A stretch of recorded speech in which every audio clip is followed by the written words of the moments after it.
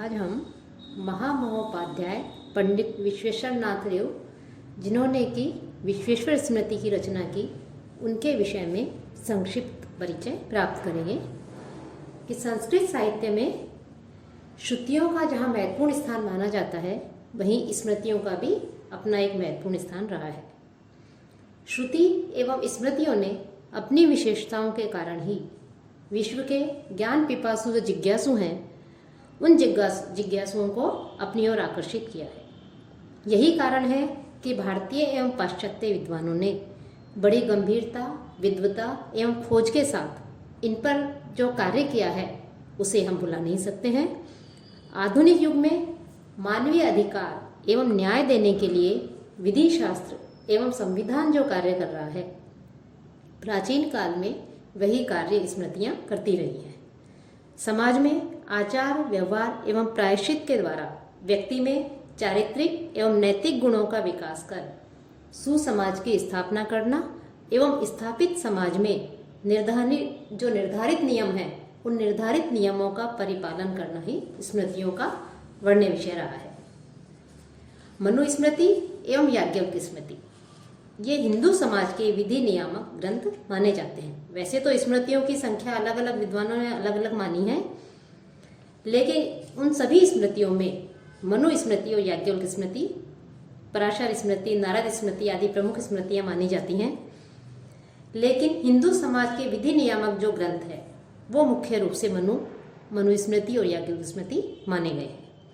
इनके बाद के स्मृतिकारों ने भी मनु एवं याज्ञवल्क्य के जो मत थे, उन मतों को ही स्थापित करने का प्रयत्न किया है। मनु एवं याज्ञवल्क्य के द्वारा निर्धारित जो विधान है, वो हजारों वर्षों तक मान्य रहे, लेकिन कालांतर में विदेशी एवं मुस्लिम आक्रमणकारियों के कारण 19वीं शताब्दी तक आते आते उनके द्वारा स्थापित जो एक स्वस्थ परंपरा थी, वो स्वस्थ परंपरा विलुप्त होती गई तथा समाज का परिवर्तनशील जो स्वरूप था, वो संकीर्ण, प्रतिबंध युक्त और गतिहीन होता गया तथा उनके द्वारा बताए गए मार्ग पर चलकर जो समुचित रूप से जो उनके द्वारा निर्धारित जो विधि विधान थे, उन विधानों का निर्वाह करना मानव समाज के लिए दुष्कर हो गया। तो ऐसी स्थिति में मनु के द्वारा निर्धारित जो नियम थे, उन नियमों में समय के अनुसार समयानुकूल संशोधन एवं परिवर्तन करने की आवश्यकता प्रतीत हुई।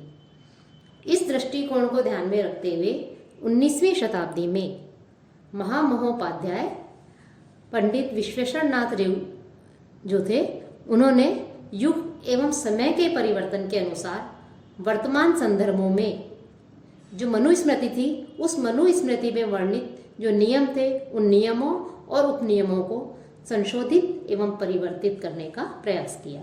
अर्थात मनुस्मृति में जो नियम निर्धारित थे, उन नियमों में समय के अनुसार कुछ संशोधन करने की, परिवर्तन करने की आवश्यकता प्रतीत हुई। तो विश्वेश्वर नाथ रेव जी ने अपनी स्मृति में जो है, उनमें इसको संशोधन किया और उनको परिवर्तित करने का प्रयास किया। श्री रेव जी ने तत्कालीन परिस्थितियों के अनुरूप समाज के लिए जो मान्य विधान थे, उन मान्य विधानों की व्याख्या हेतु विश्वेश्वर स्मृति की रचना की। उनका कहना है कि आर्यावर्त अब परिवर्तित हो गया है। बिजली, रेडियो, दूरदर्शन से आर्यावर्त की सीमाएं बढ़ गई हैं और भारत में अनेक नवीन जातियां भी उत्पन्न हो गई हैं। लोग विदेश में जाकर रहने लग गए हैं, वहां बस गए हैं। इस नवीन व्यवस्था पर मनुस्मृति जैसी प्राचीन स्मृतियां लागू नहीं की जा सकती हैं और पूर्व एवं पश्चिम का संघर्ष चल रहा है। और यही कारण है कि यदि नए विधान का निर्माण नहीं किया गया तो धर्म की हानि होगी। नई व्यवस्था के लिए दृष्टि भी नवीन होनी चाहिए। इस दृष्टिकोण को ध्यान में रखते हुए मनु के जो धर्मशास्त्र है, या मनु की जो स्मृति है, मनुस्मृति, उसका आश्रय लेकर और समय के अनुसार धर्म की व्याख्या करते हुए विश्वेश्वर स्मृति के रूप में मनुस्मृति को परिष्कृत करने का प्रयास किया है। तो इस प्रकार से जो विश्वेश्वर नाथ रेव थे, उनकी दृष्टि जब मनुस्मृति पर गई, तो जो कि सब उपलब्ध समस्त स्मृतियों में प्राचीन भी है एवं प्रामाणिक भी मानी गई है, उस मनुस्मृति को लेकर के क्योंकि मनुस्मृति में जो कुछ भी लिखा हुआ है वह प्रामाणिक रूप से माना जा करके उसे स्वीकरणीय बताया गया है। कि जैसा कि कहा गया है, यद वै मनु एवदत् तद वैश्यम। जब रेऊ जी ने मनुस्मृति को बार बार उसका अध्ययन किया, कि उन स्मृतियों को पढ़ा, तो अनेक बार अध्ययन करने के उपरांत उन्होंने विचार बनाया कि क्या आज से लगभग 2000 वर्ष पूर्व में लिखी गई जो ये रचना थी, यह रचना भी यथावत ग्राह्य है अथवा उसमें सामयिक परिवर्तन अपेक्षित है।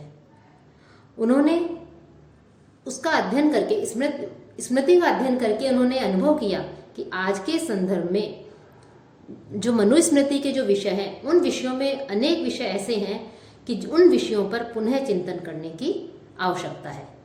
और इसके लिए उन्होंने मनुस्मृति के समान ही 12 अध्यायों वाली जो है एक स्मृति की रचना की और एक स्वतंत्र स्मृति का निर्माण किया और उस स्मृति का नाम रखा गया विश्वेश्वर स्मृति। तो इस प्रकार से जो महामहोपाध्याय पंडित विश्वेश्वर नाथ रेऊ जो हैं, उन्होंने उनकी धर्मशास्त्र साहित्य को अत्यंत महत्वपूर्ण देन मानी जाती है कि उन्होंने युग धर्म के अनुरूप जो स्मृति थी मनुस्मृति, उसमें संशोधन परिवर्तन करके एक नई स्मृति विश्वेश्वर स्मृति की रचना की। स्मृति साहित्य में इस स्मृति का सर्वांतिम स्थान माना गया है और 19वीं शताब्दी की रचनाओं में इसे प्रथम जो है स्थान प्राप्त है। यद्यपि यह रचना प्रकाशित है, लेकिन यह आज अनुपलब्ध होती है। तो इस स्मृति के अंदर भी जो है उन्होंने जो विषय हैं, मनु के द्वारा बताए गए जो विषय हैं, उन विषयों को उन्होंने विभक्त किया है और उस जो पुराने समय की जो व्यवस्था थी, उस व्यवस्था में कुछ परिवर्तन करके, नियमों में उपनियमों के परिवर्तन करके जो है उन्होंने इसमें अपने मत को जो है उन्होंने रखने का प्रयत्न किया है।